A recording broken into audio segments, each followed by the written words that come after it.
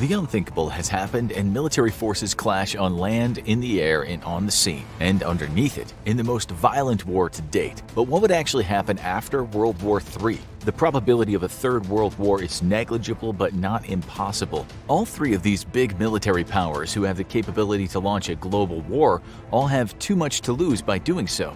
But history is full of examples of small conflicts spiraling completely out of control and beyond the plans of those who initiated them. To find out what the world would look like after World War III, we have to examine two different global wars, a conventional war and a nuclear war. One thing is for sure, the economic damage alone would reshape the face of the Earth. Such a war would inevitably begin by a confrontation between US and Chinese forces in the South or East China Sea. A Sino-US war isn't likely to go global and would require multiple escalatory steps to get there. First, China would have to directly threaten or attack Japanese forces, something that is predisposed to do already because of the presence of multiple US air bases in Japan. If China wanted to keep Japan out of the conflict, it would have to avoid striking these bases, which would have seriously detrimental effects on its ability to fight against the US. Next, a third party would have to be willing to exploit the situation to its own advantage. The most likely culprits here are India, Iran, and Russia. India would be tempted to act to push Chinese ground forces out of the contested northern border regions and perhaps even maneuver itself to throw China out of Tibet, thus threatening Chinese freshwater supplies and granting it massive leverage over its rival. That's unlikely but not impossible, as a Sino-American war would largely be fought at the sea and in the air, leaving the People's Liberation Army free to fight against Indian incursion.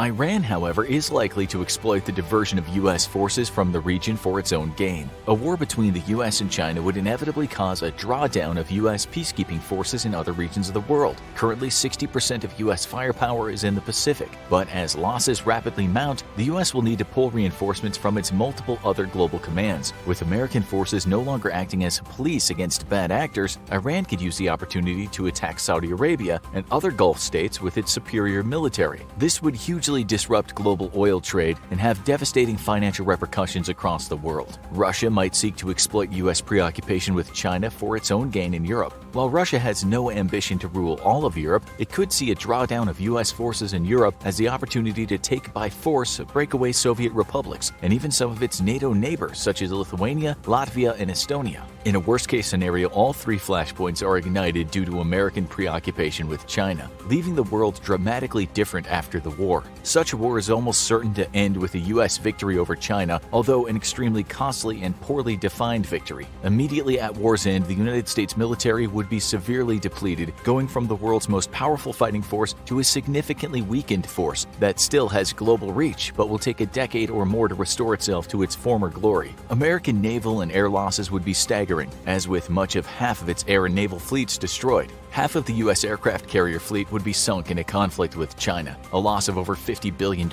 in ship costs alone, over 500 aircraft and over 12,000 seamen and aviators. The loss of all important American carriers alone would see the United States lose its ability to rapidly respond to global conflicts. This loss in capability would only be compounded by significant losses in the U.S. Air Force. Without the ability to rapidly and overwhelmingly respond to global crises, the immediate post-war years would see an ignition of regional wars across Africa and the Middle East. Critics of U.S. military presence around the world would rapidly see the cost of losing that peacekeeping force as simmering tensions suddenly explode in the absence of a threat of U.S. involvement. In the Middle East, Iran would seize the opportunity to attack its longtime rival Saudi Arabia. Despite being an oil-rich and wealthy nation, Saudi Arabia is handily outclassed militarily by Iran, as it has relied on the United States to keep Iran in check for decades. No other power is likely to prevent Iranian aggression in the Middle East, nor do they have the capability to do so. All European powers, save for France, simply no longer have the expeditionary capabilities to respond to military conflicts around the world without U.S. support, and France lacks the assets needed to significantly counter Iranian aggression so far from its own shores. An oil-rich Iran would become a regional superpower, shaping the Middle Eastern policy to its own liking. This would inevitably lead to an explosion of extremism, with waves of attacks against Europe and African nations, launching both continents into a dark age of terrorism. Enriched by Saudi Arabian wealth and oil fields fields, Iran could continue a campaign of conquest unchecked across the Middle East, forcing other neighboring nations into its fold and simply invading those that resisted. With its finger firmly on the oil tap to Europe, Iran would have great influence over European powers, likely leading to a necessary buildup of military forces in Europe and an inevitable invasion of the Middle East years later. A European-Middle East war would be a world war in its own right, with staggering casualties on all sides and economically ruinous for both regions. Middle East turmoil would only make the lives of those in China worse. In the aftermath of a war against the US, the Chinese Navy and Air Force would be obliterated, with only those forces left in reserve in Western China against India or Russian incursions left intact. Chinese infrastructure, at least along its eastern Pacific border, would also suffer moderate damage due to American long-range air attacks, while China can do little to militarily threaten the US homeland. Large-scale damage to Chinese port facilities would only exuberate the damage caused by years of American naval blockade. China relies on the Pacific for the majority of its trade, and most importantly for the import of energy resources. Despite heavy losses, the US Navy could still undertake an effective blockade of Chinese trade, crippling the nation and resulting in a GDP loss of as much as 35%. China, in return, could threaten US trade in the Pacific as well, but would be unable to directly threaten either the American West or East Coast, resulting in only an expected GDP loss of 10% for the US. But the disruption of trade in what's the world's most important trade superhighway would only result in the weakening of the East Asian economies and, to a smaller extent, the entire world.